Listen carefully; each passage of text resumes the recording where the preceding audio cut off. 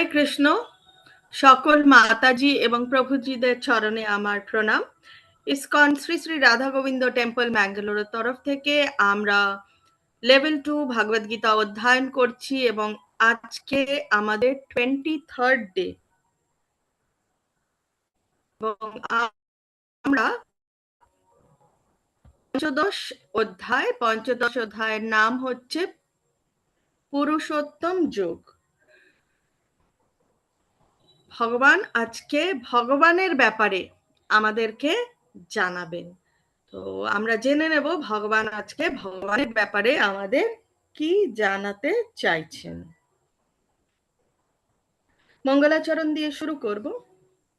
ওম অজ্ঞানতিমিরান্ধস্য জ্ঞানাঞ্জনশলাকয়া চক্ষুরুন্মিলিतं येन তস্मै শ্রীগুরুভে নমঃ।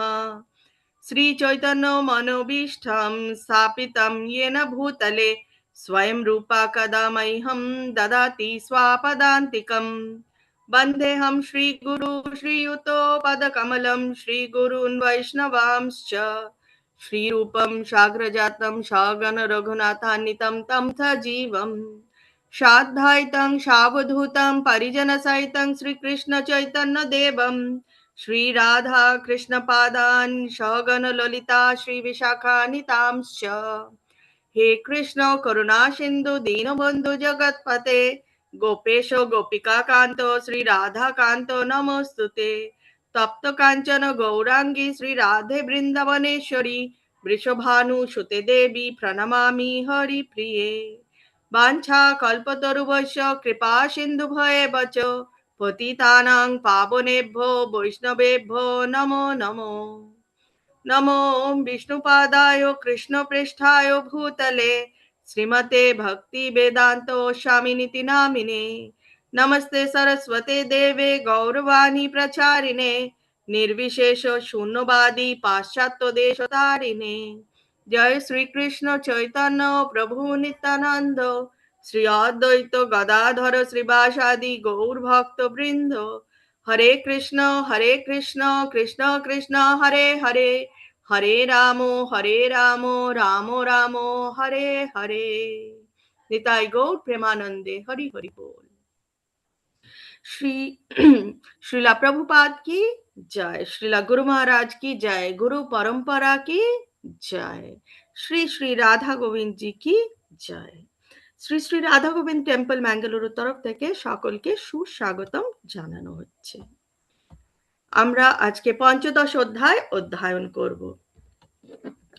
আজকের শ্লোকগুলো যেটা লঙ্গার শ্লোক মিটার 11-এ, তো আমার একটু অসুবিধা হয়, আপনারা সবাই ক্ষমা করবেন আজকের এই শ্লোকগুলো পাঠ করতে। আমি জানি আমার এটা এই অধ্যায়টা একটু অসুবিধা হয়।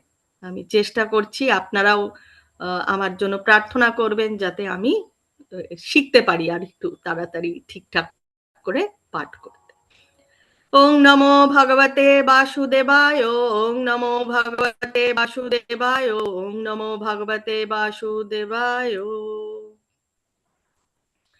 প্রথম শ্লোকে ভগবান কি বলছেন জেনে নেব।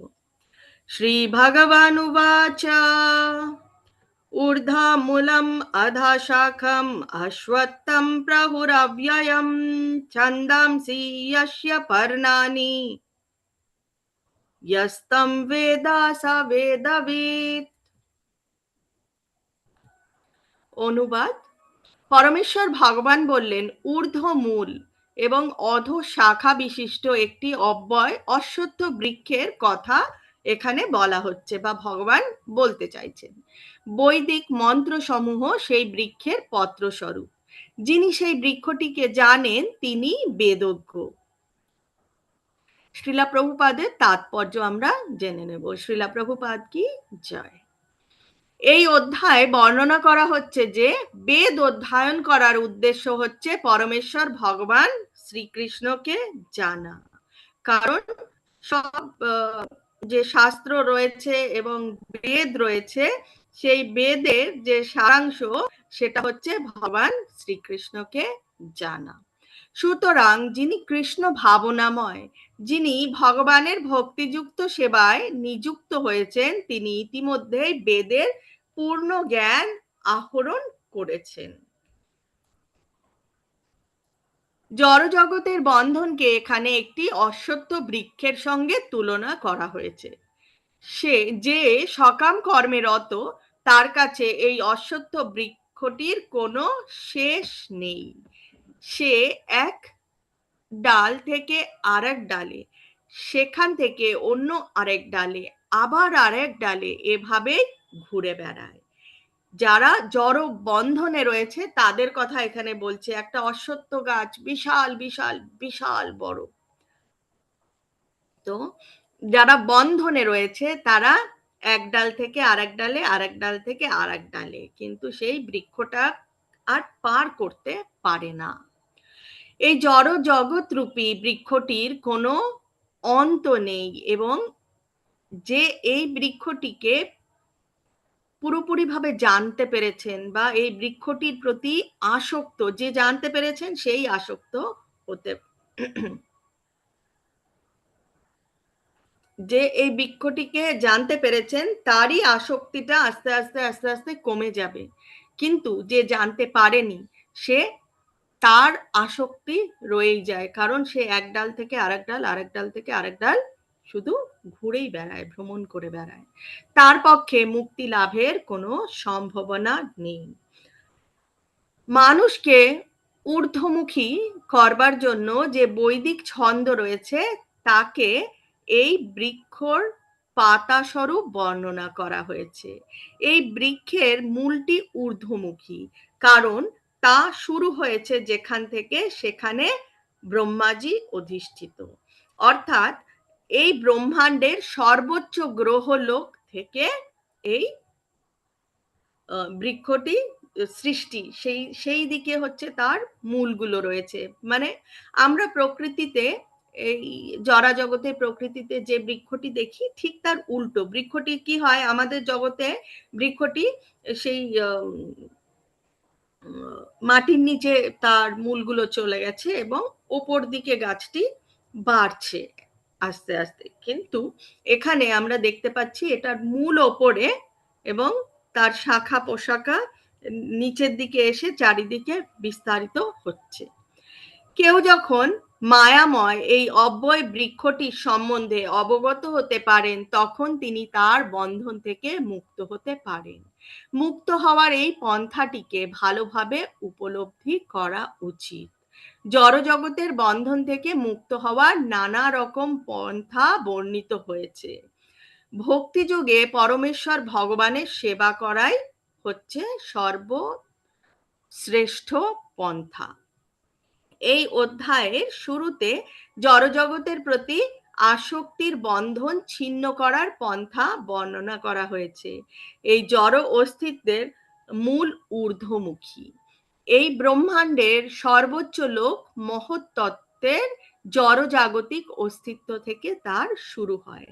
সেখান থেকে গ্রহমণ্ডল রূপী বিভিন্ন শাখা সারা ব্রহ্মাণ্ডে জুড়ে ছড়িয়ে পড়ে। তার ফল হচ্ছে জীবের কর্মফল, যেমন ধর্ম, অর্থ, কাম, মোক্ষ।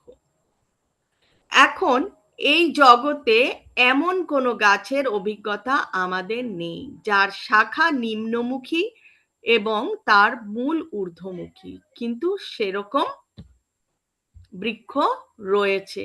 সেই গাছ দেখতে পাওয়া যায় কোথায়? একটি জলাশয়ের ধারে।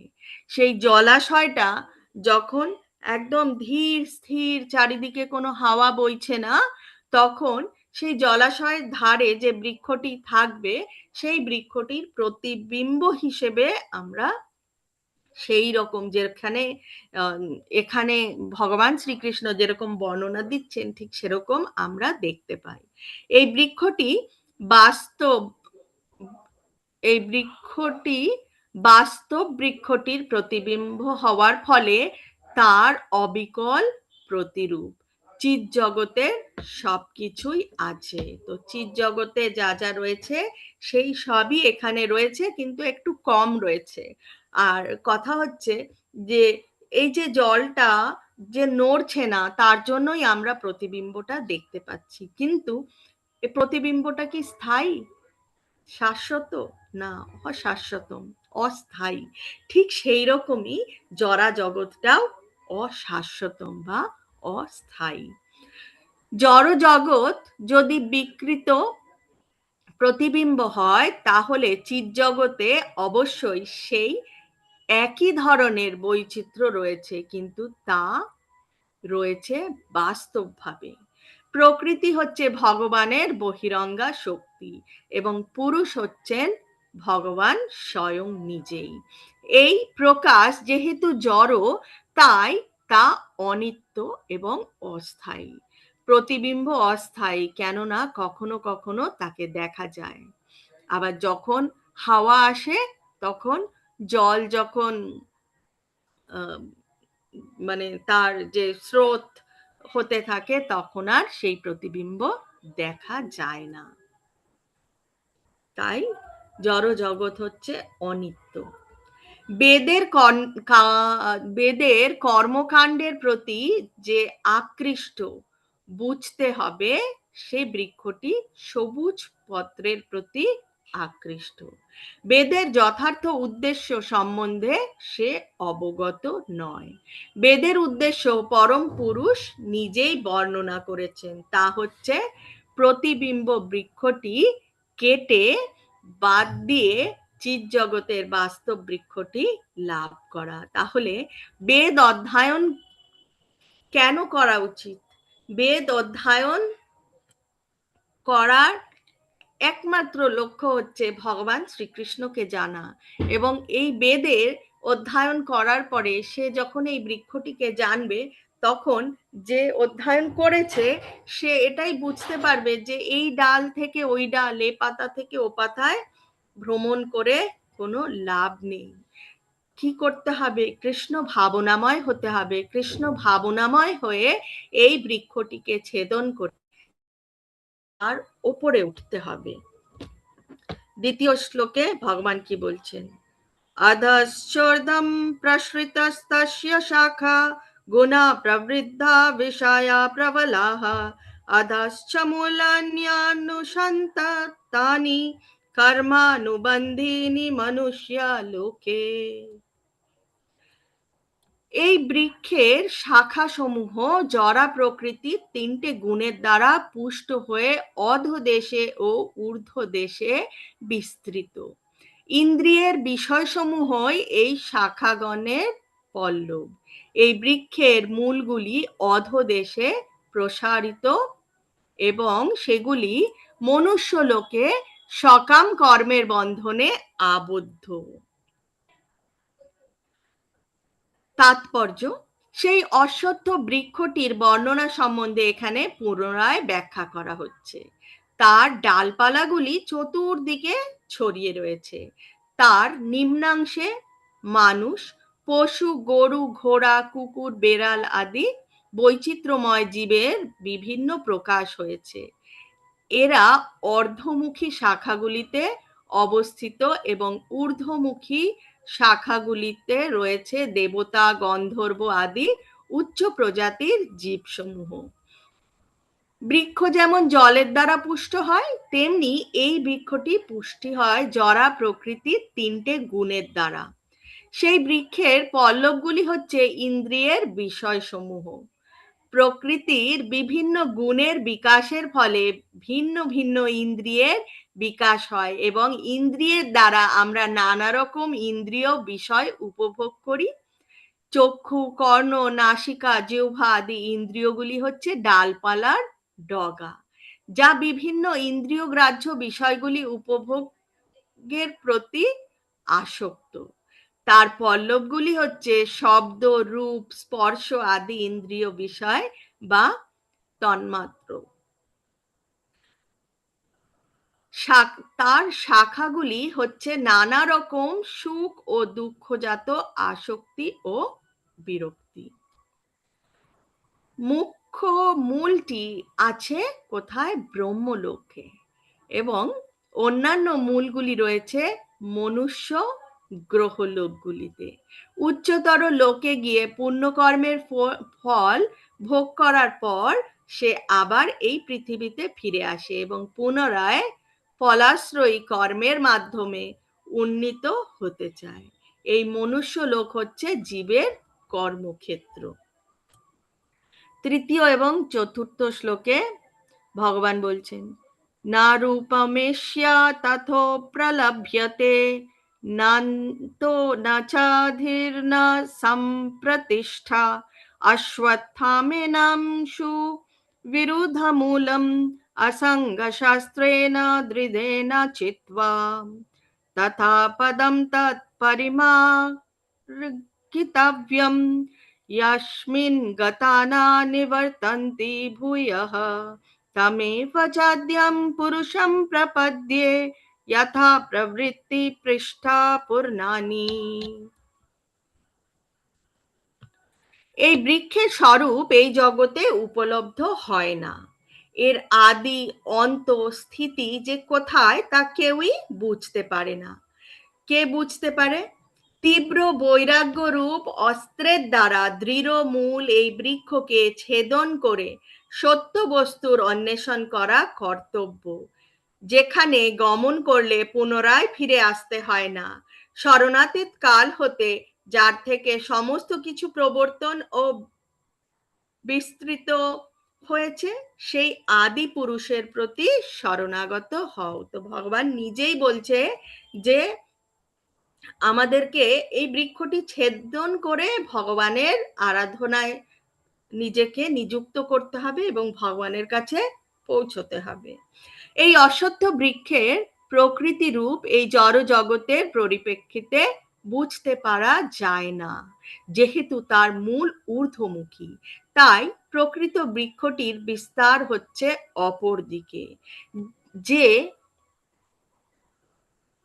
এই বৃক্ষটি কতদূর পর্যন্ত প্রসারিত তা কেউ পায় না এবং বৃক্ষটির শুরু যে কোথায় তাও কেউ দেখতে পায় না।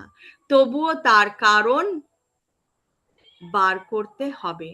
এই বৃক্ষটি এত বিশাল, এত বিশাল, সত্যি তো জরা জগতে এত রকমের আসক্তি, এত মানে আমাদের ইন্দ্রিয় ভোগের জন্য আমাদের মানে এই তিনটে গুণের প্রভাবে এসেই তো আমরা অনেক রকম কর্ম করে ফেলি। কেন কর্ম করি? তিনটে গুণের দ্বারা আমরা পরিচালিত হই, কিন্তু তিনটে গুণের দ্বারা পরিচালিত হলে হবে না। আমাদেরকে আমাদের ইন্দ্রিয়গুলো সংযত করতে হবে, তাহলেই আমরা এই বৃক্ষটি ছেদন করতে পারবো। আমি আমার পিতার পুত্র, আমার পিতা অমুক ব্যক্তি বা আমার পুত্র অমুকে ইত্যাদি, আমরা এই সবই এই পিতা পুত্র প্রতিবেশী হেন তেন এই সব নিয়েই আমরা সব সময় পড়ে থাকি। অতএব আমরা কি করি, এই ডাল এই পাতা এই এবং ইন্দ্রিয় সুখ ভোগের জন্য যখন আমরা ছুটি তখন কি হয়, এই ডাল থেকে ওই পাতায়, পাতা থেকে ডগায়, এই সবের মধ্যেই ঘুরতে থাকি। তাই এখানে বলা হচ্ছে সেই সব করার দরকার নেই। কৃষ্ণ ভাবনামৃত হও এবং কৃষ্ণের সেবায় নিজেকে নিযুক্ত করো, তাহলে নিজের থেকেই এই সব আসক্তিগুলো ছেড়ে চলে যাবে। এভাবেই অনুসন্ধান করতে করতে মানুষ ব্রহ্মাতে এসে পৌঁছায়। ব্রহ্মার উৎপত্তি হয়েছে গর্ভধারিণী বিষ্ণু থেকে, এটা আমরা আগেও দেখেছি, ভগবান বলেছেন। এখন বলছেন ভগবত তত্ত্বজ্ঞান সম্বন্ধিত সাধুদের সংঘের মাধ্যমে এই বৃক্ষটির উৎস পরম পুরুষোত্তম ভগবানের অনুসরণ করতে হবে। তার ফলে যথার্থ জ্ঞানের প্রভাবে ধীরে ধীরে এই জড় জগতের বিকৃত প্রতিফলন থেকে মুক্ত হওয়া যাবে। এভাবে জ্ঞানের দ্বারা জড় জগতের সংযোগ ছিন্ন করে চিৎ জগতের বাস্তব বৃক্ষে অধিষ্ঠিত হওয়া যায়। যথার্থ জ্ঞানী ব্যক্তির কাছ থেকে ভগবানের কথা শ্রবণ করার মাধ্যমে বিষয়ের প্রতি অনাসক্তি হওয়ার শিক্ষা গ্রহণ করতে হবে। ভক্ত সঙ্গে এই ধরনের আলোচনা করার ফলে পরম পুরুষোত্তম ভগবানের সমীপবর্তী হওয়া যায়। তারপর সর্বপ্রথমে যা অবশ্য করণীয় তা হচ্ছে ভগবানের চরণারবিন্দে আত্মসমর্পণ করা। সেই পরম ধামের বর্ণনায় এখানে বলা হয়েছে যে একবার সেখানে গেলে এই প্রতিবিম্বরূপী বৃক্ষে আর আমাদের ফিরে আসতে হবে না। সেই পরমেশ্বর ভগবানের কৃপা লাভ করতে হলে কেবলমাত্র আত্মসমর্পণ করতে হবে। এই আত্মসমর্পণই হচ্ছে শ্রবণম কীর্তনম বিষ্ণু স্মরণম, যেটা কিনা নববিধা ভক্তির শুরু। এবং তার এই নববিধা ভক্তির শ্রবণম কীর্তনম স্মরণম থেকে শুরু করলেই কি হবে, আমরা সেই চরম পর্যায়ে পৌঁছতে পারবো। জড়জাগতিক জীবন রূপ অত্যন্ত কঠিন। এই অশ্বত্থ বৃক্ষের বন্ধন থেকে মুক্ত হতে হলে শ্রীকৃষ্ণের চরণে আত্মসমর্পণ করা ছাড়া আর কোনো গতি নেই। পঞ্চম শ্লোকে ভগবান বলছেন, निर्मानमोहा जितसङ्गदोषा अध्यात्म नित्या विनिवृत्ता कामः द्वन्द्वैर्विमुक्ता सुखदुःखसम्नेः गच्छन्त्यमूढाः पदम् अव्ययम् तत्। যারা অভিমান ও মোহ শূন্য, সঙ্গদোষ রহিত, নিত্য অনিত্য বিচার পরায়ণ, কামনা বাসনা বর্জিত, সুখ দুঃখ আদি দ্বন্দ্ব সমূহ থেকে মুক্ত এবং মোহমুক্ত, তারাই সেই অব্যয় পদ লাভ করেন। তো ভগবান, আমরা দেখতে পাচ্ছি যে আমরা পঞ্চদশ অধ্যায়ে এসেও সেই দ্বিতীয় অধ্যায় থেকে ভগবান যা বলে আসছেন সেটাই কিন্তু বারবার বারবার বারংবার ভগবান রিপিট করছেন। বলছেন যে আমাদেরকে অভিমান শূন্য হতে হবে, আমাদেরকে মোহ শূন্য হতে হবে, সঙ্গদোষ ছাড়তে হবে, যেটা তারপরে কি বলছে, সমদর্শিনা হতে হবে, স্থিতপ্রজ্ঞ হতে হবে, কারণ সুখ দুঃখ আদি দ্বন্দ্ব সমূহ থেকে মুক্ত হতে হবে। একই কথা কিন্তু ভগবান অনেক রকম ভাবে আমাদের বোঝাতে চাইছেন, কিন্তু তাও আমরা বুঝতে পারি না। এই যে কাম, ক্রোধ, লোভ, মোহ, এই সব আমাদেরকে ছাড়তে চায় না। এটাই হচ্ছে জরা জগতে মহামায়া দেবী, মায়া দেবী আমাদেরকে সেই বন্ধনে আটকে রাখতে চায়। এবং কিভাবে আটকে রাখতে চায়, মহামায়া আমাদের চারিদিকে সব রকম প্রলোভন নিয়ে চলে আসে, কিন্তু আমাদেরকে কি করতে হবে, সেই পরীক্ষায় উত্তীর্ণ হতে হবে, আমাদের নিজেদেরকে সংযত করতে হবে, তাহলেই আস্তে আস্তে আস্তে আস্তে আমরা এগিয়ে যেতে পারবো। শ্রীলা প্রভুপাদ বলছেন, শরণাগতির পন্থা এখানে খুব সুন্দরভাবে বর্ণিত হয়েছে। তার প্রথম যোগ্যতা হচ্ছে গর্ভের দ্বারা গর্ভের দ্বারা মোহচ্ছন্ন না হওয়া। কারণ বদ্ধ জীব নিজেকে জড়া প্রকৃতির অধিপতি বলে গর্ভস্পৃত। তো কথা হচ্ছে যে আমরা সব সময় আমাদের চোখগুলো যেখানে না যাওয়ার দরকার সেখানেই দৃষ্টিপাত করে। আমরা যেখানেই যাই না কেন, যেটা সুন্দর চোখগুলো কিন্তু সেটাই দেখে, কিন্তু সেটা কি আদৌ আমার দরকার আছে কি দরকার নেই, সেটা কিন্তু আমরা দুবার, তিনবার, চারবার, পাঁচবার ভাবি না। দেখার সাথে সাথে ভালো লাগলো তো এটা আমার চাই, কিন্তু কথা হচ্ছে যে আমাদেরকে দেখতে হবে এটা কি শ্রীকৃষ্ণের সেবায় লাগবে, তাহলেই আমাদের নেওয়া উচিত, তা না হলে দরকার নেই। তো যখন আমরা শ্রীকৃষ্ণ সেবা ছাড়া অন্য নিজের ইন্দ্রিয় তৃপ্তির জন্য যা কিছুই করে বসি না কেন, সেই কর্মের ফল আমাদের ভোগ করতেই হয়। তো এখানে বলা হচ্ছে যে কেন মোহচ্ছন্ন হয়, কারণ বদ্ধজীব নিজেকে জড়া প্রকৃতির অধিপতি বলে মনে করে এবং সে আধিপতিত্ব করতে চায় সবকিছুর ওপর। তাই পরম পুরুষোত্তম ভগবানের শ্রীচরণে আত্মসমর্পণ করা তার পক্ষে খুব কঠিন হয়ে যায়। কিন্তু আমাদেরকে আত্মসমর্পণ করতেই হবে, না করলে আমাদেরকে এই জন্ম মৃত্যু জরা ব্যাধির চক্র এবং 84 লক্ষ যোনি আমাদেরকে ভ্রমণ করতে হবে। যথার্থ জ্ঞান অনুশীলন করার মাধ্যমে তাকে জানতে হবে যে সে জরা প্রকৃতির অধিপতি। কে জরা প্রকৃতির অধিপতি? ভগবান জরা প্রকৃতির অধিপতি, আমরা কিন্তু নই। অধিপতি হচ্ছেন পরম পুরুষোত্তম ভগবান শ্রীকৃষ্ণ। অহংকার জনিত মোহ থেকে কেউ যখন মুক্ত হয় তখন সে আত্মসমর্পণের পন্থা শুরু করতে পারে। মোহের দ্বারা আচ্ছন্ন হয়ে পড়ার ফলেই অহংকারের উদয় হয়। কারণ জীব যদিও অল্প দিনের জন্য এখানে আসে এবং তারপর বিদায় নিয়ে চলে যায়, তবুও মূর্খের মতো সে মনে করে যে সে এই জগতের অধীশ্বর। এভাবেই সে সবকিছু জটিল করে তোলে এবং তার ফলে সে সর্বদাই দুর্দশাগ্রস্ত। মানুষ মনে করছে যে সারা পৃথিবীটাই মানব সমাজের সম্পত্তি এবং মিথ্যা মালিকানার ভ্রান্ত বোধ তারা ভ্রান্ত বোধে তারা পৃথিবীটাকে ভাগ করে নিয়েছে। মনুষ্য সমাজ যে এই জগতের মালিক, সেই ভ্রান্ত ধারণা থেকে আমাদের মুক্ত হতে হবে। এই ধরনের ভ্রান্ত ধারণা থেকে মুক্ত হলে পারিবারিক, সামাজিক, জাতীয়তা বোধের ভ্রান্ত ধারণা থেকে মুক্ত হওয়া সম্ভব। এই স্তর অতিক্রম করার পর দিব্য জ্ঞান অনুশীলন করতে হবে। যথার্থ জ্ঞানের মাধ্যমে তাকে জানতে হবে যে জিনিসগুলি তার এবং কোন কোন জিনিসগুলো তার নয়। সে যখন পূর্ণ জ্ঞান লাভ করে তখনই কেবল পরম পুরুষোত্তম ভগবানের শ্রীচরণে আত্মসমর্পণ করা সম্ভব।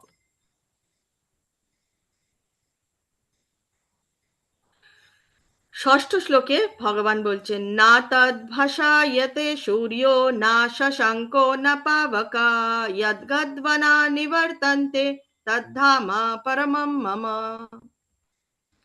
ভগবান এখানে বলছেন সূর্য, চন্দ্র, অগ্নি বা বিদ্যুৎ কেউই ভগবানের পরম ধামকে আলোকিত করতে পারে না। কেন পারে না? কারণ আমরা একাদশ অধ্যায় দেখেছি, যখন ভগবান তার বিশ্বরূপ দেখিয়েছিলেন, অর্জুন তখন কি বলেছিল?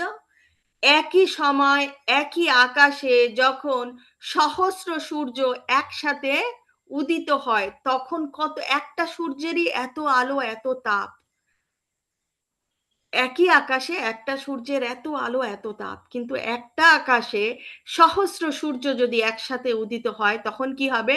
তখন যে তার এত আলো, সেই আলো ভগবানের সেই বিশ্বরূপ আলোর কাছে কিঞ্চিত মনে হচ্ছিল।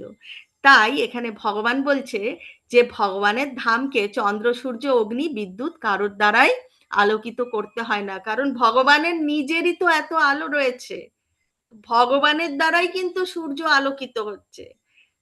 অতএব ভগবানের ধামকে আলোকিত করার জন্য অন্য কাউকে দরকার নেই। তারপরে বলছেন যে সেখানে গেলে আর এই জড়জগতে আমাদের ফিরে আসতে হয় না। তাৎপর্যে বলা হয়েছে চিন্ময় জগৎ বা পরম পুরুষোত্তম ভগবান শ্রীকৃষ্ণের ধাম কৃষ্ণলোক বা গোলক বৃন্দাবন সম্বন্ধে এখানে বর্ণনা করা হয়েছে। চিৎ আকাশে সূর্য কিরণ, চন্দ্র কিরণ, অগ্নি অথবা বৈদ্যুতিক শক্তির কোনো প্রয়োজন হয় না, কারণ সেখানে সবকটি গ্রহই জ্যোতির্ময়। এই ব্রহ্মাণ্ডে কেবল একটি গ্রহ সূর্য হচ্ছে জ্যোতির্ময়, কিন্তু চিদ আকাশে সবকটি গ্রহই হচ্ছে জ্যোতির্ময়।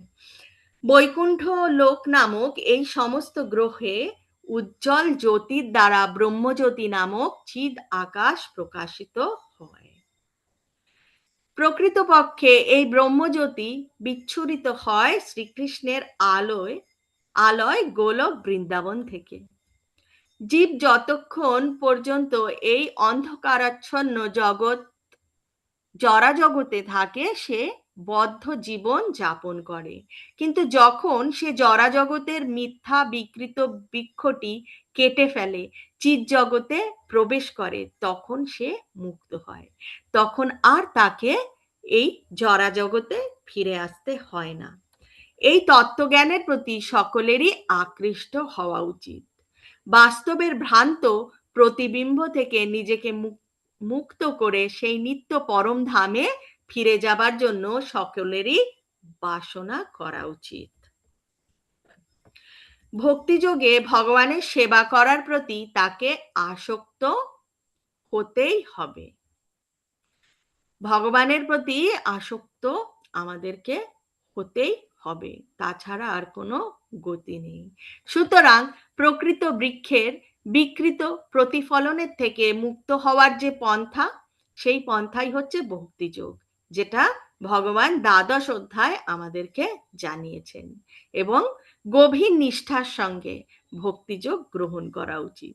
কেবলমাত্র ভক্তিযোগকেই শুদ্ধ গুণাতীত বলে বর্ণনা করা হয়েছে। পরম ধাম প্রাপ্ত হওয়া যায় কেবল ভগবানের চরণে আত্মসমর্পণ করার মাধ্যমে, এছাড়া আর কোনো উপায় তা সম্ভব হয় না। এখন ভগবান বলছেন, মামাইবাংশ জীবা লোকে জীবা ভূতা সনাতনঃ মনঃ শাস্ত্রাণি ইন্দ্রিয়াণি প্রকৃতিস্থানি কর্ষতি। ভগবান বলছেন, এই জড়া জগতে বদ্ধ জীবসমূহ আমার সনাতন বিভিন্ন অংশ।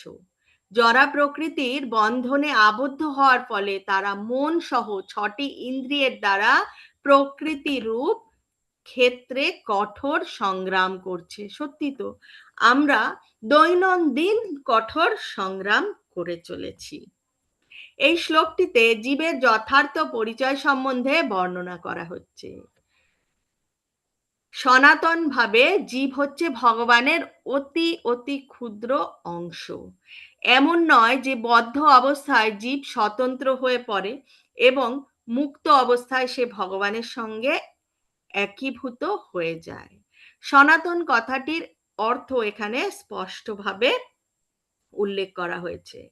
বৈদিক বর্ণনা অনুসারে ভগবান নিজেকে অনন্ত রূপে প্রকাশ করেন, যার মুখ্য প্রকাশক বলা হয় বিষ্ণু তত্ত্ব এবং গৌণ প্রকাশকে বলা হয় জীব সত্তা। বিষ্ণু তত্ত্ব হচ্ছে ভগবানের অংশ প্রকাশ এবং জীব সত্তা হচ্ছে বিভিন্ন অংশ প্রকাশ। তার অংশ প্রকাশে তিনি রামচন্দ্র, নৃসিংহদেব, বিষ্ণুমূর্তি, বামন অবতার, অনেক অনেক অনেক অবতার, বরাহদেব, মৎস্য অবতার, প্রচুর অবতার রয়েছে ভগবানের, এবং বিভিন্ন বৈকুণ্ঠ লোকের অধীশ্বর আদি নারায়ণ রূপে তিনি প্রকাশিত হন। বিভিন্ন অংশ প্রকাশ জীবসমূহ ভগবানের নিত্য দাস। মুক্ত অবস্থায় সেই নিত্য দাস জড়জগতের পরিবেশ থেকে মুক্ত এবং সর্বদাই পরমেশ্বর ভগবানের অপ্রাকৃত সেবায় সে যুক্ত হয়। বদ্ধ অবস্থায় সে জড়া প্রকৃতির গুণের দ্বারা প্রভাবিত থাকে এবং অপ্রাকৃত ভগবত সেবার কথা সে ভুলে যায়। জড়া জগতে এসে সবাই ভগবানের কথা ভুলে যায়। তার ফলে কি হয়, এই জড় জগতে তার অস্তিত্ব বজায় রাখার জন্য তাকে কঠোর পরিশ্রম করতে হয়। এখানে কর্ষতি মানে হচ্ছে সংগ্রাম করা।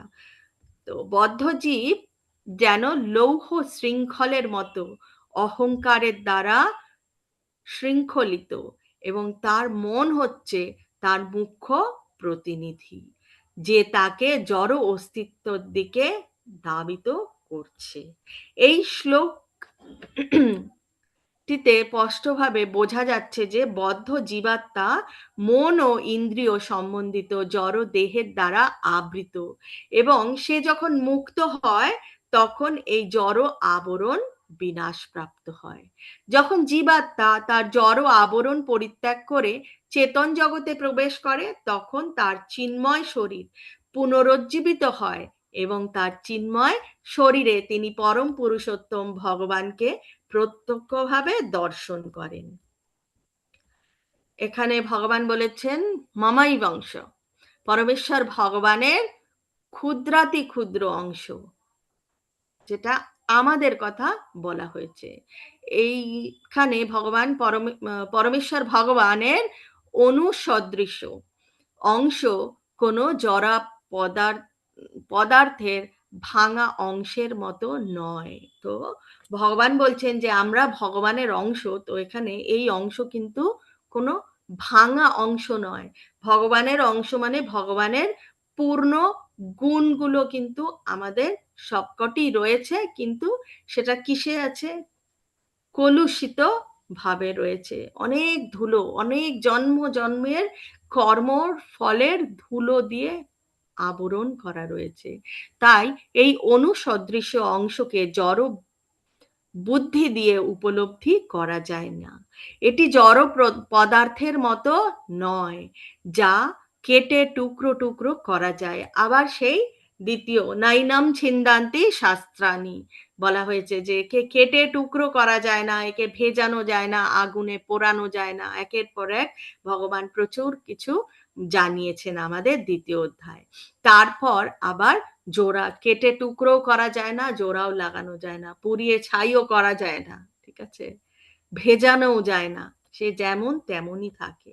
সেই অনুসদৃশ অংশ যখন জড়দেহের বন্ধন থেকে মুক্ত হয়, তখন চিদ আকাশে চিন্ময় গ্রহলোকে তার আদি চিন্ময় দেহ প্রাপ্ত হয়ে পরমেশ্বর ভগবানের সঙ্গ লাভ করার আনন্দ সে উপভোগ করে। এখন ভগবান অষ্টম শ্লোকে বলছেন, শরীরম যদ অবাপ্নোতি যচ্চাপ্য উৎক্রমতীশ্বরঃ গৃহীতৈ গৃহীতৈতানি সংয়তি বায়ুর্গন্ধন ইবাশয়াৎ।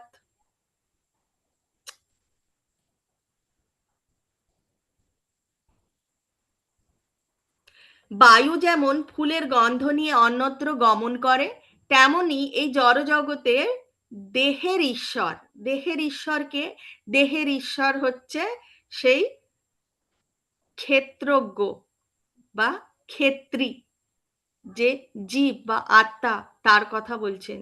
এই আত্মা এক শরীর থেকে অন্য শরীরে তার জীবনের বিভিন্ন ধারণাগুলিও নিয়ে যায়।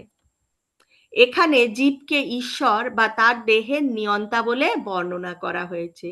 সে যদি ইচ্ছা করে তাহলে সে তার দেহকে উচ্চতর শ্রেণীতে পরিবর্তন করতে পারে, এবং সে যদি ইচ্ছা করে তাহলে নিম্নতর শ্রেণীতে অধঃপতিত হতে পারে। তার শরীরের সমস্ত পরিবর্তন নির্ভর করে তার সেই স্বাতন্ত্র্যের ওপর। সেই স্বাতন্ত্র্যটা কিভাবে আমরা চালাবো? বুদ্ধি দিয়ে, ঠিক আছে। কি বুদ্ধি? বুদ্ধি হচ্ছে জড়জাগতিক বুদ্ধি নয়, জড়জাগতিক বুদ্ধি দিয়ে নয়। বুদ্ধি হচ্ছে এই শাস্ত্রের বুদ্ধি, যে আমি কে, আমি কেন এই মনুষ্য জন্ম প্রাপ্ত হয়েছি, ঈশ্বরকে, এবং ঈশ্বরের সাথে আমার সম্পর্ক কি, আমার এই মানব জন্মের লক্ষ্য কি, সেটাই হচ্ছে সেই বুদ্ধি দিয়ে সেটা বুঝতে হবে। এখন বুঝে তারপরে ঠিক সেই রকম কর্ম করে নিম্ন নিম্ন গ্রহে বা উচ্চতর গ্রহে বা গোলক বৃন্দাবনে কোথায় যাব সেটা আমাদের চিন্তা করতে হবে। কেউ যদি তার চেতনাকে দিব্য গুণবলিতে ভূষিত করে তাহলে সে দেবতাদের মতো শরীর প্রাপ্ত হবে, এবং সে যদি কৃষ্ণ ভাবনাময় হয় তাহলে সে অপ্রাকৃত কৃষ্ণলোকে স্থানান্তরিত হয়ে শ্রীকৃষ্ণের সঙ্গ লাভ করবে। কর্ম অনুসারে জীব একটি ভিন্ন দেহ প্রাপ্ত হয় এবং যথা সময়ে তাকে সেই শরীরও ত্যাগ করতে হয়। এর মধ্যেই একজন সাধু সঙ্গ লাভ করেছিলাম, সেখানে তার সাথে কথোপকথনে আমি যখন কথোপকথন হচ্ছিল, তো তখন তিনি বলছিলেন, আমরা প্রতিনিয়ত আমরা যে কর্ম করছি না, সেই কর্ম অনুসারে আমাদের পরবর্তী দেহটা রেডি হচ্ছে। কিভাবে? যে চীনা যোগ বলা হয়, লিচ বলা হয় ইংলিশে, চীনা যোগ সে কিভাবে চলে? একটা জায়গায় এরকম করে রয়েছে, তারপরে এরম থাকে, তো সে এটা তুলতে থাকে, মানে সামনের দিকটা তুলতে তুলতে তুলতে তুলতে তুলতে, তো এখানে আমি যা কর্ম করছি ঠিক সেই রকম করতে করতে গিয়ে পরের দেহটা তৈরি হবে, তারপরে এই দেহটা ছেড়ে আবার পরের দেহে যাবে, এবং পরের দেহে সে যেরকম কর্ম করবে তারপরে আবার ঠিক সেই রকম দেহই সে গ্রহণ করবে। কর্ম অনুসারে জীব একটি ভিন্ন দেহ প্রাপ্ত হয় এবং যথা সময় তাকে সেই শরীর ত্যাগ করতে হয়। তো এখানে কর্মটা যখন কমপ্লিট হয়ে যায়, পরের দেহটা যখন আমার জন্য রেডি হয়ে যায়, তখন আমাকে আমার এই দেহটা ছেড়ে পরের দেহে প্রবেশ করতে হয়। এক দেহ থেকে অন্য দেহে দেহান্তরিত হবার এই পন্থা এবং দেহের সংগ্রামকে বলা হয় কর্ষতি বা জীবন সংগ্রাম। নবম শ্লোকে ভগবান বলছেন, স্তোত্রম চক্ষুষা স্পর্শানম চ রসানম গৃহণম এব চ অধিষ্ঠায় মনশ্চায়ম বিষায়ন উপাসেবতে। এই জীব চক্ষু, কর্ণ, ত্বক, জিহ্বা, নাসিকা ও মনকে আশ্রয় করে ইন্দ্রিয়ের বিষয়সমূহ উপভোগ করে। তাৎপর্যে বলা হয়েছে, পক্ষান্তরে বলা যায়, জীব যদি তার চেতনাকে কুকুর, বেড়াল প্রবৃত্তির দ্বারা কলুষিত করে তোলে, তাহলে পরবর্তী জীবন সে কুকুর বা বেড়ালের মতো শরীর প্রাপ্ত হয়ে তাদের মতো দেহ সুখ ভোগ করবে। চেতনা মূলত জলের মতো নির্মল, কিন্তু জলের সঙ্গে যদি কোনো রং মেশানো হয় তাহলে জল রঙিন হয়ে যায়। অনুরূপভাবে চেতনা নির্মল, কেননা আত্মা পবিত্র, কিন্তু জড়া প্রকৃতির গুণের সংস্রবে আসার ফলে চেতনা কলুষিত হয়ে পড়ে। প্রকৃত চেতনাই হচ্ছে কৃষ্ণ চেতনা। তাই কেউ যখন কৃষ্ণ চেতনায় অধিষ্ঠিত হন, তখন তিনি তার নির্মল জীবনে অবস্থান করেন। কিন্তু নানা রকম জাগতিক মনোবৃত্তির দ্বারা চেতনা যদি কলুষিত হয়ে পড়ে, তাহলে পরবর্তী জীবনে তিনি তদনুরূপ দেহ প্রাপ্ত হন। তিনি কুকুর, বিড়াল, শূকর, দেবতা অথবা অন্য বহু শরীরের মধ্যে 84 লক্ষ যে যোনি, 84 লক্ষ শরীরের মধ্যে কোনো না কোনো একটা শরীর সে প্রাপ্ত হবে। এই রকম 84 লক্ষ বিভিন্ন প্রকার প্রজাতির শরীর রয়েছে। এখন ভগবান বলছেন, উৎক্রামন্তম স্থিতম ভাপি ভুঞ্জনম বা গুণান্বিতম বিমূঢ়ানাপ্নু পশ্যন্তি পশ্যন্তি জ্ঞানচক্ষুষঃ। মূঢ় লোকেরা দেখতে পায় না কিভাবে জীব দেহ ত্যাগ করে অথবা প্রকৃতির গুণের দ্বারা প্রভাবিত হয়ে কিভাবে তারা পরবর্তী শরীর সে উপভোগ করে, কিন্তু জ্ঞান চক্ষু বিশিষ্ট ব্যক্তিগণ সমস্ত বিষয় দেখতে পান। জ্ঞান চক্ষুষা কথাটির অত্যন্ত তাৎপর্যপূর্ণ। জ্ঞান বিনা কেউই বুঝতে পারে না কিভাবে জীব তার বর্তমান শরীরটি ত্যাগ করে এবং পরবর্তী জীবন সে কিরকম শরীর ধারণ করে। এই তত্ত্বসমূহ উপলব্ধি করবার জন্য গভীর জ্ঞানের প্রয়োজন, যা সদ্গুরুর মুখারবিন্দ থেকে ভগবদ গীতা ও তদনুরূপ শাস্ত্র শ্রবণ করার মাধ্যমে লাভ করা যায়। যারা অনন্তকাল ধরে কাম ও বাসনার দ্বারা মোহিত হয়ে আছে, তারা কেন এক বিশেষ দেহ অবস্থান করছে এবং কেনই বা সেই দেহ ত্যাগ করে অন্য দেহে দেহান্তরিত হচ্ছে, তা উপলব্ধি করার সমস্ত শক্তি হারিয়ে ফেলে। কিন্তু যার হৃদয়ে দিব্যজ্ঞানের প্রকাশ হয়েছে, তিনি দর্শন করতে পারেন যে আত্মা দেহ থেকে ভিন্ন এবং সর্বদাই তার দেহের পরিবর্তন হচ্ছে, কিন্তু সেই আত্মার কিন্তু কোনো পরিবর্তন নেই। আত্মা নিত্য আনন্দ অনুভব করছেন। এই জ্ঞান যিনি প্রাপ্ত হয়েছেন, তিনি বুঝতে পারেন কিভাবে বদ্ধ জীব এই জড় জগতের দুর্দশা ভোগ করছে। বদ্ধ জীবের অবস্থা অত্যন্ত ক্লেশদায়ক, তাই তাদের কর্তব্য হচ্ছে এই বদ্ধ অবস্থা অতিক্রম করে কৃষ্ণ চেতনা লাভ করা এবং জড় জগতের বন্ধন থেকে নিজেদের মুক্ত করে অপ্রাকৃত জগতে প্রত্যাবর্তন করা। একাদশ শ্লোকে ভগবান বলছেন, यतन्तो योगिनश्चैनं पश्यन्ति आत्मनि अवस्थितं यतन्तोऽप्यकृतात्मानो नैनं पश्यन्ति अचेतसः। অজ্ঞানে আত্মজ্ঞানে অধিষ্ঠিত যত্নশীল যোগীগণ এই তত্ত্ব দর্শন করতে পারেন। কি তত্ত্ব? এই যে তত্ত্ব, যে ভগবান কি, আমি কে, ভগবানের সাথে আমার সম্পর্ক কি, এবং এই মনুষ্য জন্মের উদ্দেশ্য কি, সেটা দর্শন করতে পারেন। কিন্তু আত্মতত্ত্ব জ্ঞান রহিত অবিবেকীগণ যত্নপরায়ণ হয়েও এই তত্ত্ব অবগত হয় না। আত্মজ্ঞান লাভের প্রয়াসী বহু সাধক আছেন, কিন্তু যে আত্মজ্ঞান লাভ করেনি সে জীবদেহে সমস্ত কিছুর পরিবর্তন কিভাবে হচ্ছে তা দেখতেই পায় না।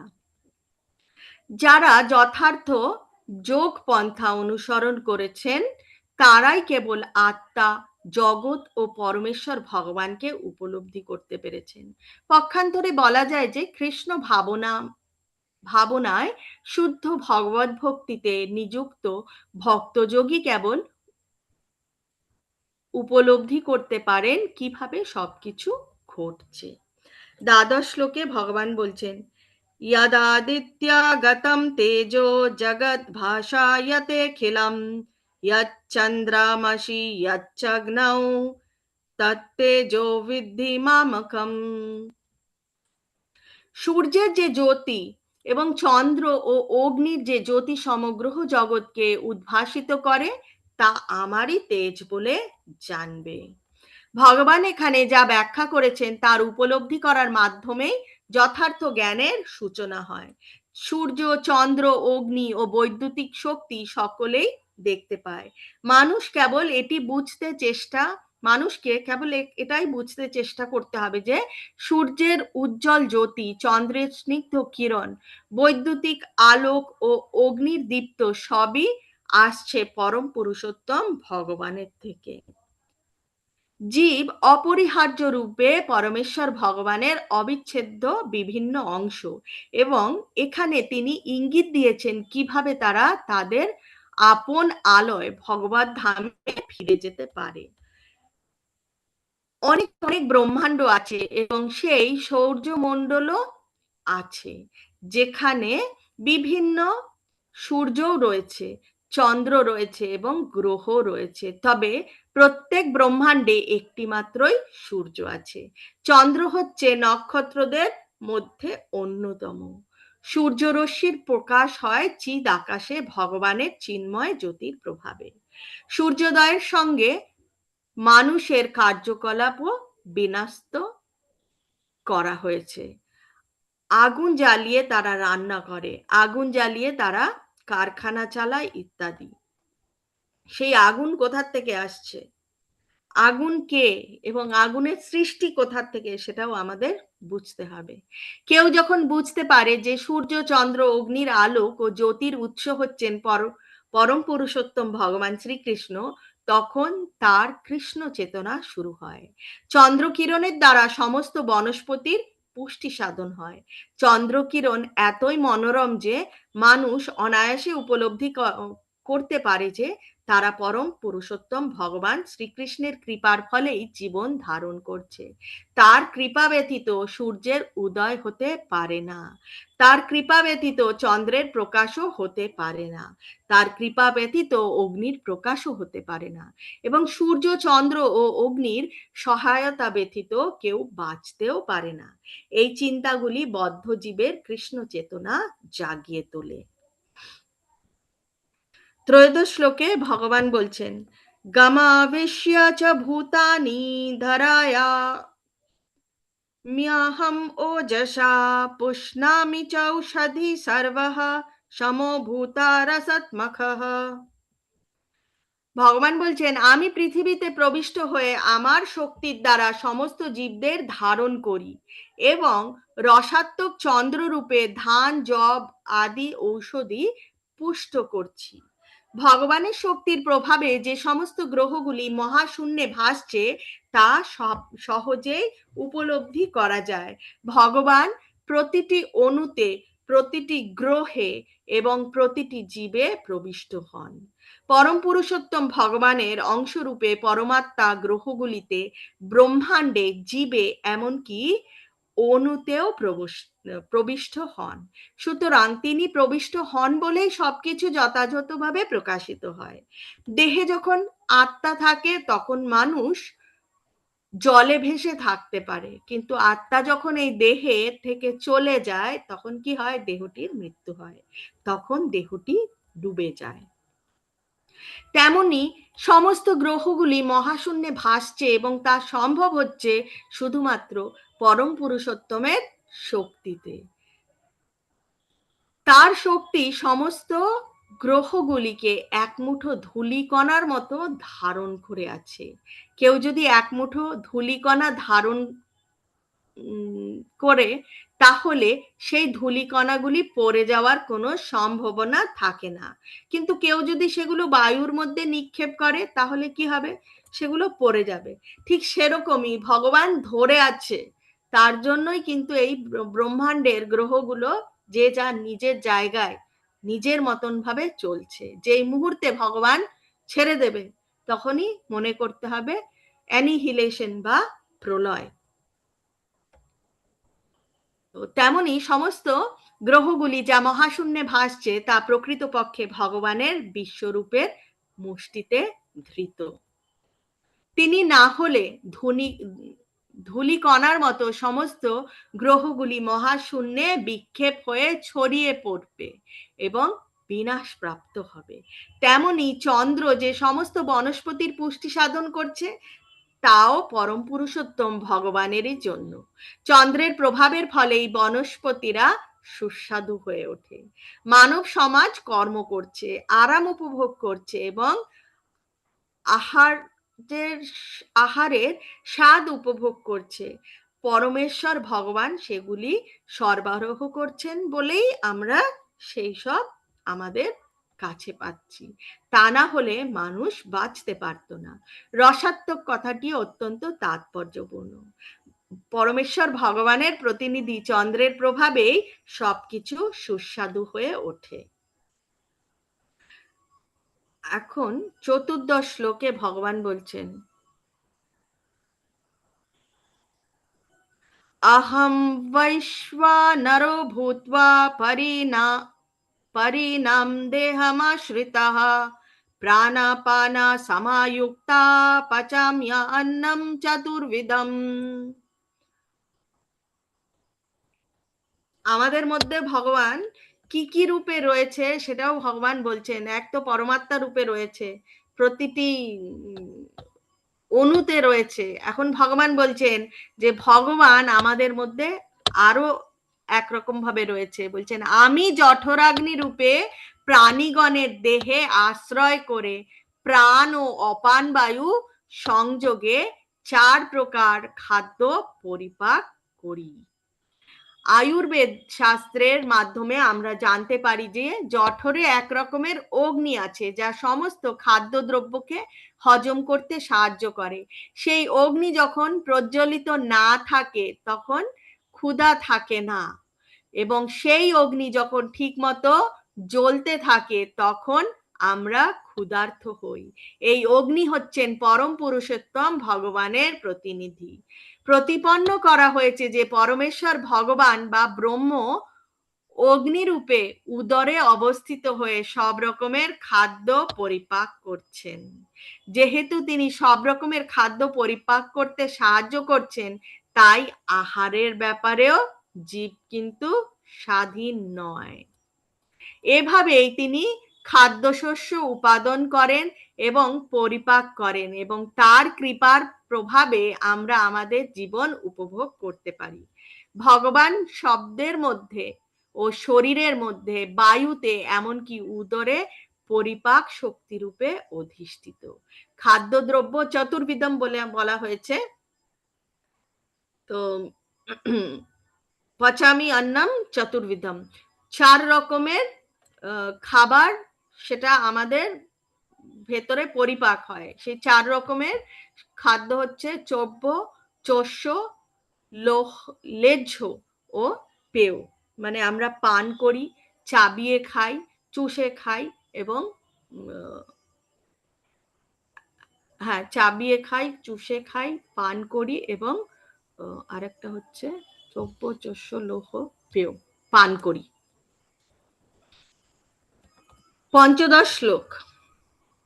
सर्वस्य चाहं हृदि सन्निविष्टो स्मता स्मृतिर्ज्ञानम् अपोहनं च वेदाश्च सर्वैरहमेव वेद्यो वेदान्तकृद्वेदविद् एव चाहम्।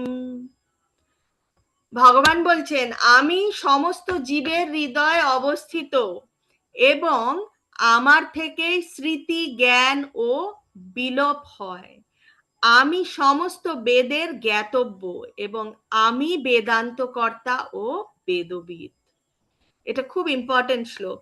ভগবান পরমাত্মা রূপে সকলের হৃদয়ে বিরাজ করেন এবং তার থেকে সমস্ত কর্মের সূচনা হয়। জীব তার পূর্ব জীবনের সব কথা ভুলে যায়, কিন্তু তাকে সমস্ত কর্মের তার সমস্ত কর্মের সাক্ষী কে থাকে? পরমেশ্বর ভগবান। এবং সেই ভগবানের নির্দেশ অনুসারে কর্ম করে যেতে হয়। পূর্বকৃত কর্ম অনুসারে সে কর্ম করতে শুরু করে। সেই জন্য যে জ্ঞানের প্রয়োজন ভগবান তাকে দান করেন। তিনি তাকে স্মৃতি দান করেন এবং তার পূর্ব জীবন সম্বন্ধে বিস্তৃতিও দান করেন। তিনি নানা রকমের কর্মফলও দান করেন। পরম পুরুষোত্তম ভগবান রূপে বা হৃদয় অবস্থিত পরমাত্মা রূপেই কেবল তিনি আরাধ্য নন, বেদের অবতার রূপেও তিনি আরাধ্য।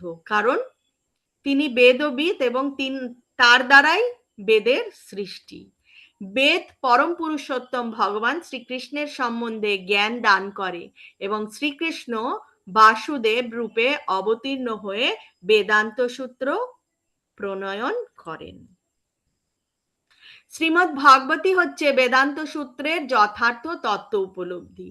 পরমেশ্বর ভগবান এতই পূর্ণ যে বদ্ধ জীবের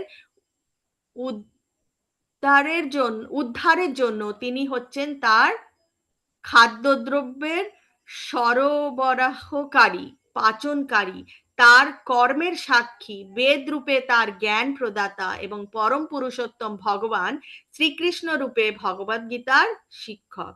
তিনি বদ্ধ জীবাত্মার আরাধ্য। এভাবেই ভগবান সর্বমঙ্গলময় এবং তিনি পরম দয়াময়। অন্তঃপ্রবিষ্ট শাস্তা জ্ঞানম।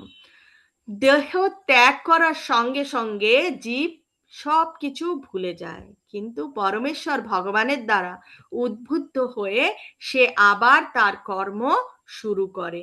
যদিও সে তার পূর্বজন্মের সব কথা ভুলে যায়, তবুও যেখানে সে তার কর্ম শেষ করেছিল সেখান থেকেই আবার শুরু করবার জন্য ভগবান তাকে বুদ্ধি দান করেন। সুতরাং হৃদয়ে অবস্থিত পরমেশ্বর ভগবানের নির্দেশ অনুসারে জীব যে কেবল জাগতিক সুখ দুঃখ ভোগ করে তা নয়, তার কাছ থেকে বৈদিক জ্ঞান উপলব্ধি করার সুযোগও সে পায়। কেউ যদি বৈদিক জ্ঞান লাভে গভীরভাবে প্রয়াসী হয়, তাহলে শ্রীকৃষ্ণ তাকে উপযুক্ত বুদ্ধিও দান করেন। বেদ আমাদের ভগবান শ্রীকৃষ্ণকে উপলব্ধি করার নির্দেশ দেয় এবং পথ প্রদর্শনও করায়। বৈদিক শাস্ত্র উপলব্ধি করার মাধ্যমে পরম পুরুষোত্তম ভগবানের সঙ্গে নিত্য সম্পর্কের কথা জানতে পারা যায়। বিভিন্ন পদ্ধতি অনুসরণের মাধ্যমে ভগবানের দিকে অগ্রসর হওয়া যায় এবং অবশেষে জীবনের পরম লক্ষ্য পরম পুরুষোত্তম ভগবানের শ্রীপাদ পদ্মে উপনীত হওয়া যায়।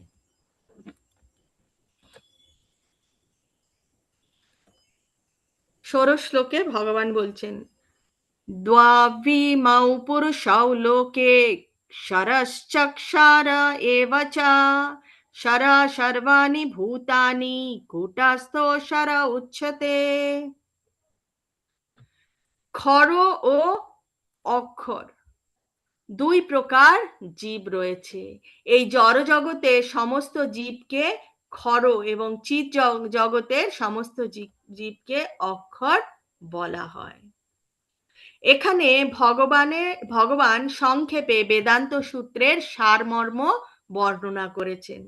জীব যা সংখ্যায় অনন্ত, অনেক অনেক 84 লক্ষ শুধুমাত্র স্পিসিস আছে, এবং তার মধ্যে এক এক রকম লক্ষ লক্ষ আরো রয়েছে, কোটি কোটি রয়েছে। তো সেই জীবকে দুটি শ্রেণীতে বিভক্ত করা যায়, ক্ষর এবং অক্ষর। জীব হচ্ছে ভগবানের সনাতন বিভিন্নাংশ। তারা যখন জড় জগতের সংস্পর্শে থাকে তখন তাদের বলা হয় জীবভূত, এবং সংস্কৃত হচ্ছে ক্ষর। সর্বাণী ভূতানি কথাটির অর্থ হচ্ছে তারা ক্ষর। কিন্তু যারা পরম পুরুষোত্তম ভগবানের সঙ্গে একাত্মভাবে যুক্ত তাদের বলা হয় অক্ষর। মানে চিন্ময় জগতে গেলেই অক্ষর হওয়া যায়। বেদান্ত সূত্রে বর্ণনা অনুসারে পরম পুরুষোত্তম ভগবান হচ্ছেন সমস্ত সৃষ্টির উৎস, তাই সেই ধারণাই এখানে ব্যাখ্যা করা হয়েছে। জীব এই জগতে মন ও পঞ্চ ইন্দ্রিয় নিয়ে সংগ্রাম করছে। তাদের জড় দেহ আছে যা তাদের বদ্ধ অবস্থায় প্রতিনিয়তই পরিবর্তিত হচ্ছে। জীব যতক্ষণ বদ্ধ থাকে, জড়ের সংস্পর্শে আসার ফলে তার দেহের পরিবর্তন হয়। চিৎ জগতে জড় পদার্থ দিয়ে শরীর তৈরি হয় না, তাই সেখানে কোনো পরিবর্তন নেই, সেখানে জরাও নেই, ব্যাধিও নেই, মৃত্যুও নেই। জড় জগতে জীবের 6টি পরিবর্তন হয়। কি কি পরিবর্তন? সেটা হচ্ছে জন্ম হয়, বৃদ্ধি পায়, স্থিতি হয়, বংশ বৃদ্ধি করে, তারপরে আস্তে আস্তে ক্ষয় হয় এবং সবশেষে বিনাশ হয়। এগুলি হচ্ছে জড় শরীরের পরিবর্তন। ক্ষর সর্বাণী ভূতানি, পিতামহ ব্রহ্মা থেকে শুরু করে একটি ছোট পিঁপড়ে পর্যন্ত যে এই জড় জগতের সংস্পর্শে এসেছে তারা সকলেই দেহ পরিবর্তন করছে, তাই তারা সকলেই ক্ষর। এবং চিৎ জগতে সকলেই একাত্মভাবে সর্বদা অক্ষর বা মুক্ত। সপ্তদশ শ্লোকে বলছে, উত্তমা পুরুষস্ত্বন্যয়া পরমাত্মেতি উদারিতঃ यो लोकात्रयम् अविश्य বিভার্ত্যাভ্যায় ঈশ্বরঃ। এই উভয় থেকেই ভিন্ন উত্তম পুরুষকে বলা হয় পরমাত্মা, যিনি ঈশ্বর ও অব্যয় এবং ত্রিজগতের মধ্যে প্রবেশ হয়ে পালন করছেন। তো এখানে কঠ উপনিষদের কথা এবং শ্বেতাত্তর উপনিষদের কথা এখানে বর্ণিত হয়েছে। সেখানে স্পষ্টভাবে বলা হয়েছে যে বদ্ধ ও মুক্ত অনন্ত কোটি জীবের ঊর্ধ্বে হচ্ছেন ভগবান পরম পুরুষোত্তম এবং যিনি পরমাত্মা। তো এখানে উপনিষদের আরো একটি শ্লোক বলা হয়েছে, নিত্যা নিত্যানাম চেতনশ্চ চেতনম। এর তাৎপর্য হচ্ছে যে বদ্ধ ও মুক্ত উভয় প্রকার জীবের মধ্যেই একজন পরম প্রাণময় পুরুষ রয়েছেন। তিনি হচ্ছেন পরম পুরুষোত্তম ভগবান, যিনি তাদের প্রতিপালন করেন এবং তাদের ভিন্ন ভিন্ন কর্ম অনুসারে আনন্দ উপভোগ করবার সমস্ত সুযোগ সুবিধা দান করেন। যে জ্ঞানী পুরুষ তাকে উপলব্ধি করতে পারেন তিনি কেবল যথার্থ শান্তি লাভের যোগ্য, এবং অন্য কেউ সেই শান্তি লাভ করতে পারে না। অষ্টাদশ শ্লোকে ভগবান বলছেন, যস্মাৎ শরমাতীতোহম অক্ষরাদ আপি চোত্তমঃ এতস্মি লোকে বেদে চ প্রতীতঃ পুরুষোত্তমঃ। যেহেতু আমি ক্ষরের অতীত এবং অক্ষরের থেকে উত্তম, সেই হেতু জগতে ও বেদে আমি পুরুষোত্তম নামে বিখ্যাত। পরম পুরুষোত্তম ভগবান শ্রীকৃষ্ণকে কেউ অতিক্রম করতে পারে না, বদ্ধ জীব না এবং মুক্ত জীব না। কারণ বদ্ধ জীব খর, তো এবং মুক্ত জীব যারা অক্ষর যাদের বলা হয়, যারা গোলক বৃন্দাবনে পৌঁছায়, যারা এই 14টি লোক অতিক্রম করে পৌঁছয়, তারা ভগবান শ্রীকৃষ্ণের সঙ্গ পায়, তার সেবা করার, ডাইরেক্ট সেবা করার চান্স পান। তারাও কিন্তু ভগবান শ্রীকৃষ্ণের মতনই সবগুলো, এখানে আমাদের যে সেই গুণগুলো কলুষিত, সেখানে কিন্তু কলুষিত থাকে না, কিন্তু তারা শ্রীকৃষ্ণের মতনই সবকিছুই তাদের থাকে, কিন্তু তারা সেইখানে গোলক বৃন্দাবনে গিয়ে ভগবান শ্রীকৃষ্ণকেও কিন্তু অতিক্রম করতে পারে না। অতএব তিনি হচ্ছেন পুরুষদের মধ্যে সর্বশ্রেষ্ঠ উত্তম পুরুষ, পরম পুরুষোত্তম ভগবান শ্রীকৃষ্ণ। এখানে স্পষ্টভাবে বোঝা যাচ্ছে যে জীব ও পরম পুরুষোত্তম ভগবান উভয়েই স্বতন্ত্র। পার্থক্যটি হচ্ছে যে বদ্ধ অবস্থাতেই হোক অথবা মুক্ত অবস্থাতেই হোক, জীবেরা পরম পুরুষোত্তম ভগবানের অচিন্ত শক্তি সমূহকে কোনো পরিমাণেই অতিক্রম করতে পারে না। উত্তম শব্দটি এখানে খুব তাৎপর্যপূর্ণ। পরমেশ্বর ভগবানকে কেউই অতিক্রম করতে পারে না। দেহ থেকে বেরিয়ে এসে পরমাত্মা নির্বিশেষ ব্রহ্মজ্যোতিতে প্রবেশ করেন, তখন তিনি তার চিন্ময় স্বরূপে অবস্থান করেন। সেই পরম ঈশ্বরকে বলা হয় পরম পুরুষ। অর্থাৎ পরম পুরুষ তার চিন্ময় জ্যোতি প্রদর্শন ও বিকিরণ করেন, যা হচ্ছে পরম জ্যোতি। সেই পরম পুরুষোত্তমই পরমাত্মা রূপে সকলের হৃদয়ে বিরাজ করেন। সত্যবতী ও পরাশরের সন্তান ব্যাসদেব রূপে অবতীর্ণ হয়ে তিনি বৈদিক জ্ঞান দান করেছেন। কে? ভগবান শ্রীকৃষ্ণ বা পরমেশ্বর ভগবান শ্রীকৃষ্ণ। তিনি সন্তান রূপে এসেছিলেন, সত্যবতী ও পরাশর মুনির সন্তান হিসেবে ব্যাসদেব রূপে তিনি এসেছিলেন। তিনি আবার দেবাহুতি, মাতা দেবাহুতির গর্ভ থেকে জন্ম নিয়েছিলেন কপিল দেব, তিনিও ভগবানের অংশ। শ্লোক নাম্বার 19। यो माम् एवम् अशामूढो जानति पुरुषोत्तमं स सर्वविद् भजति मम सर्वभावेन भारत। হে ভরত, যিনি নিঃসন্দেহে আমাকে পুরুষোত্তম বলে জানেন, তিনি সর্বজ্ঞ এবং তিনি সর্বতোভাবে আমাকে ভজনা করেন। নিশ্চয়ই যে ভগবানকে জানতে পারবে, বুঝতে পারবে এবং সেইটা মনের মধ্যে নিয়ে নেবে যে এই তিনটে গুণের দ্বারা প্রভাবিত হবে না, সে কি করবে?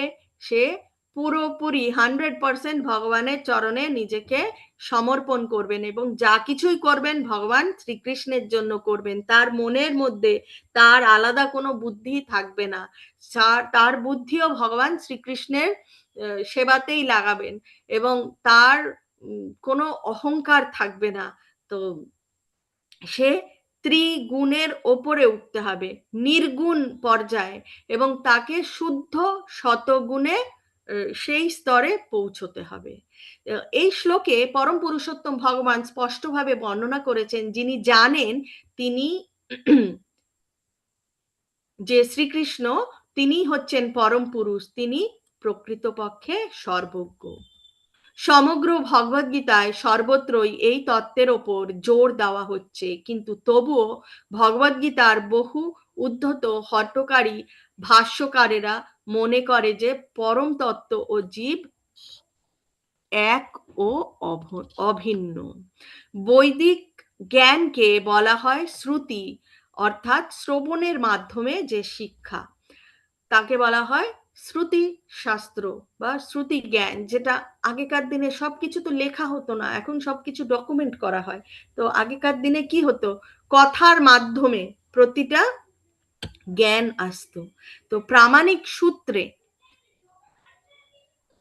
যে জ্ঞান আসছে বা যে শ্রীকৃষ্ণ ও তার প্রতিনিধির কাছ থেকে কেবল আমাদের এই বৈদিক জ্ঞান লাভ করা উচিত। বিনীতভাবে ভগবদ গীতা থেকে শ্রবণ করতে হবে যে জীব সর্বদাই পরম পুরুষ ভগবানের অধীন তত্ত্ব। পরম পুরুষোত্তম ভগবান শ্রীকৃষ্ণের বর্ণনা অনুসারে যিনি এই তত্ত্ব উপলব্ধি করতে সক্ষম হয়েছেন, তিনি বেদের যথার্থ উদ্দেশ্য সম্বন্ধে অবগত হতে পেরেছেন। তাছাড়া আর কেউই বেদের উদ্দেশ্য সম্বন্ধে অবগত নয়। তারা কি করে? তারা বেদের যে প্রথম স্তরে যে সকাম কর্মের কথা বলা হয়েছে, যে এই পুজো করলে এটা পাওয়া যাবে, এই রকম যজ্ঞ করলে এই ফল প্রাপ্ত হওয়া যাবে, তারা শুধু সেই স্তরেই পড়ে থাকে। কিন্তু সেই স্তরের ঊর্ধ্বে উঠতে হবে। কেন সেই স্তরের ঊর্ধ্বে উঠতে হবে? কারণ ভগবান বারংবার বলছেন যে ভগবান আমাদের বীজদাতা পিতা। ভগবান এর আগের দিনও আমরা দেখলাম যে আহম বীজ প্রদা পিতা বলেছেন। তো একটা সন্তান যখন তার পিতার আন্ডারে থাকে, তো তখন পিতা কিন্তু তার সব রকম যা দরকার, হ্যাঁ, খাদ্য, বস্ত্র, শিক্ষা, তারপরে তার শরীর অসুস্থ হলে সবকিছুর দায়িত্ব কে নেয়? পিতামাতা নেয়, তাই তো? পিতারই দায়িত্ব। তো পিতাই সবকিছু নেয়। কিন্তু যখন সেই পুত্রটি বড় হয়ে গেল, বড় হয়ে নিজে নিজেরটা চিন্তা করছে, কোনো কিছু তার পিতার সাথে আলোচনা যখন করছে না, তখন পিতা কি করে? পিতা চেষ্টা করে যে হ্যাঁ, আমাকে এটা বললে আমি নিশ্চয়ই এটা কিভাবে করতে হবে বলে দেব। আবার অনেক সময় বলেও দেয়, কিন্তু আমাদের মনে কিন্তু আমরা কোনো কর্ম করার সময় আমাদের ভেতর থেকে কিন্তু পরমাত্মা বলতে থাকে এটা ঠিক না, এটা করা উচিত না, বলে তো, কিন্তু আমরা শুনি না। তো পরমাত্মা আমাদের বীজদাতা পিতাও কিন্তু আমাদের ভেতর থেকে একবার একটা বেল বাজিয়ে দেয়, একটা কলিং বেল দেয় যে এটা করা উচিত না, কিন্তু তাও আমরা ইন্দ্রিয় তৃপ্তির জন্য করে ফেলি। তো তখন আর সে কিছু করে না, তখন সেই কর্মের ফল আমাদের ভোগ করতে হয়। তো এখানে সেটাই বলা হয়েছে যে শিশুটা যেরকম তার পিতার আশ্রয়ে যতক্ষণ থাকে, তখন পিতা কিন্তু তার 100% টেক কেয়ার করে। ঠিক আছে? তো সেরকমই আমাদেরকে হতে হবে। আমাদেরকে 100% নিজের বুদ্ধি বিবেচনা দিয়ে কোনো কিছু চিন্তা করার দরকার নেই। কর্ম নিজের মতন করব, কিন্তু 100% ভগবানের চরণে যদি আমরা সমর্পণ করে দেই, তখন কি ফলাফল হবে, কখন কোনটা আমাদের দরকার, সেটা কিন্তু ভগবান নিজেই দিয়ে দেবে। সেই যে যে পুত্র পিতার আশ্রয় রয়েছে, পিতা সবকিছুর দায়িত্ব নিচ্ছে। তো ঠিক সেরকমই আমরা যখন আমাদের দায়িত্বটা ভগবানের চরণে দিয়ে দেব, ভগবান তখন ঠিক সেই দায়িত্ব নিয়ে নেবেন। তখন আমাদেরকে আর কিছু করতে হবে না, যথা সময় যথা জিনিস আমাদের কাছে পৌঁছে যাবে। ভজতি শব্দটি অত্যন্ত গুরুত্বপূর্ণ। পরমেশ্বর ভগবানের সেবা সম্পর্কে অনেক জায়গায় ভজতি শব্দটি ব্যবহার করা হয়েছে। কেউ যখন পূর্ণ কৃষ্ণ ভাবনাময় হয়ে ভগবত ভক্তিতে নিযুক্ত হন, তখন বুঝতে হবে যে তিনি ইতিমধ্যেই সমস্ত বৈদিক জ্ঞান উপলব্ধি করতে পেরেছেন। বৈষ্ণব পরম্পরায় বলা হয় যে কেউ যখন ভক্তিযোগে ভগবান শ্রীকৃষ্ণের সেবায় নিযুক্ত হন, তখন তাকে পরম তত্ত্ব উপলব্ধি করার জন্য অন্য কোনো আধ্যাত্মিক প্রতিক্রিয়া অনুশীলন করতে হয় না। কারণ আমরা 15 নম্বর শ্লোকে ভগবান কি বলেছেন? ভগবান নিজেই সেই জ্ঞানটুকু আমাদের দিয়ে দেন। তো আজকের আমাদের অন্তিম শ্লোক, ভগবান বলছেন ইতি গুহ্যতমম শাস্ত্রম ইদম উক্তম মায়া নঘা এতদ বুদ্ধ্বা বুদ্ধিমান স্যাৎ কৃতকৃত্যশ্চ ভারত। হে নিষ্পাপ অর্জুন, হে ভরত, এভাবেই সবচেয়ে গোপনীয় শাস্ত্র আমি তোমার কাছে প্রকাশ করলাম। যিনি এই তত্ত্ব অবগত হয়েছেন, তিনি প্রকৃত বুদ্ধিমান ও কৃতার্থ হন। তাৎপর্যে বলা হয়েছে, ভগবান এখানে স্পষ্টভাবে বর্ণনা করেছেন যে এটি হচ্ছে সমস্ত দিব্য শাস্ত্রের সার মর্ম, এবং পরম পুরুষোত্তম ভগবান যেভাবে তা দান করেছেন, ঠিক সেইভাবেই উপলব্ধি করা উচিত। তো ভগবান যেভাবে এই জ্ঞানটা দিয়েছেন আমাদের ঠিক সেইভাবেই নেওয়া উচিত। এই ভগবত দর্শন উপলব্ধি করার ফলে এবং ভক্তিযোগে ভগবানের সেবায় নিযুক্ত হওয়ার ফলে সকলেই জড় প্রকৃতির গুণের কলুষতা থেকে মুক্ত হতে পারে। ভক্তিযোগ হচ্ছে পূর্ণ তত্ত্বজ্ঞান লাভের পন্থা। যেখানেই ভক্তিযোগ সাধিত হয় সেখানে জড় জগতের কলুষতা থাকতে পারে না। ভগবানের সেবা অনুষ্ঠিত হয় পরমেশ্বর ভগবানের অন্তরঙ্গা শক্তির মাধ্যমে। ভগবানকে বলা হয় সূর্যের মতন এবং অজ্ঞানতা হচ্ছে অন্ধকার। যেখানে চৈতন্য চরিতামৃতে বলা হয়েছে কৃষ্ণ সূর্য সম, মায়া হয় অন্ধকার, যেথা কৃষ্ণ সেথা নাহি মায়ার অধিকার। তো যেখানে সূর্যলোকের প্রকাশ হয় সেখানে অন্ধকারের কোনো প্রশ্নই উঠতে পারে না। তাই সদ্গুরুর উপযুক্ত তত্ত্বাবধানে যখন ভক্তিযোগের অনুশীলন করা হয় তখন অজ্ঞানতার কোনো প্রশ্নই থাকতে পারে না। এই শ্লোকে অর্জুনকে অনঘ বলে সম্বোধন করা হয়েছে তা অত্যন্ত তাৎপর্যপূর্ণ। তার অর্থ হচ্ছে যে যতক্ষণ পর্যন্ত না মানুষ সব রকমের পাপ থেকে মুক্ত হচ্ছে ততক্ষণ পর্যন্ত শ্রীকৃষ্ণকে জানতে পারা সম্ভব নয়। মানুষকে সব রকমের পাপের কলুষতা থেকে মুক্ত হতে হবে এবং সেই পাপের কলুষতা থেকে মুক্ত হওয়ার জন্য আমাদেরকে হরে কৃষ্ণ কৃষ্ণ কৃষ্ণ হরে হরে, হরে রাম রাম রাম হরে হরে, এই 16 নাম 32 অক্ষর আমাদেরকে বলতে হবে, জপ করতে হবে। প্রথম অধঃপতনের মূল কারণ হচ্ছে জড় প্রকৃতির ওপর প্রভুত্ব করার অভিলাষ। এভাবেই জীব পরমেশ্বর ভগবানের অপ্রাকৃত প্রেম ভক্তি পরিত্যাগ করে। হৃদয়ের দ্বিতীয় দুর্বলতা হচ্ছে জড় জগতের উপর আধিপত্য করার প্রবণতা। এই প্রবণতা যতই বৃদ্ধি পায় ততই সেই জড় জগতের প্রতি আসক্ত হতে হয় এবং সে জড় জগতের উপর তার আধিপত্য বিস্তার করতে থাকে। এই অধ্যায়ের প্রথম 5টি শ্লোকে হৃদয়ের এই সমস্ত দুর্বলতা থেকে মানুষকে মুক্ত হওয়ার পদ্ধতি বর্ণনা করা হয়েছে এবং এই অধ্যায়ের বাকি অংশে 6ষ্ঠ শ্লোক থেকে শেষ পর্যন্ত পুরুষোত্তম যোগ নিয়ে আলোচনা করা হয়েছে। তাহলে আজকে আমাদের পঞ্চদশ অধ্যায় এই অবধি।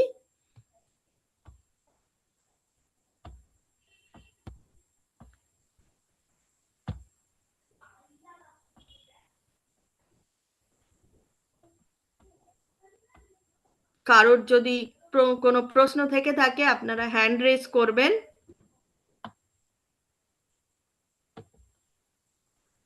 আমি একে একে আনমিউট করব।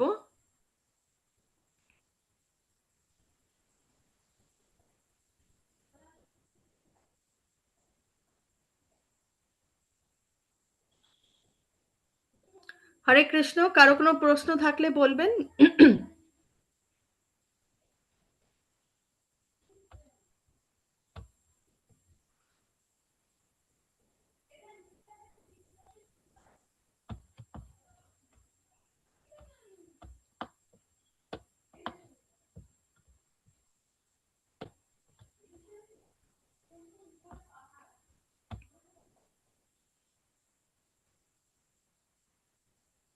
হরে কৃষ্ণ, আমি আর 1 মিনিট অপেক্ষা করব। কারোর প্রশ্ন থাকলে আপনারা প্রশ্ন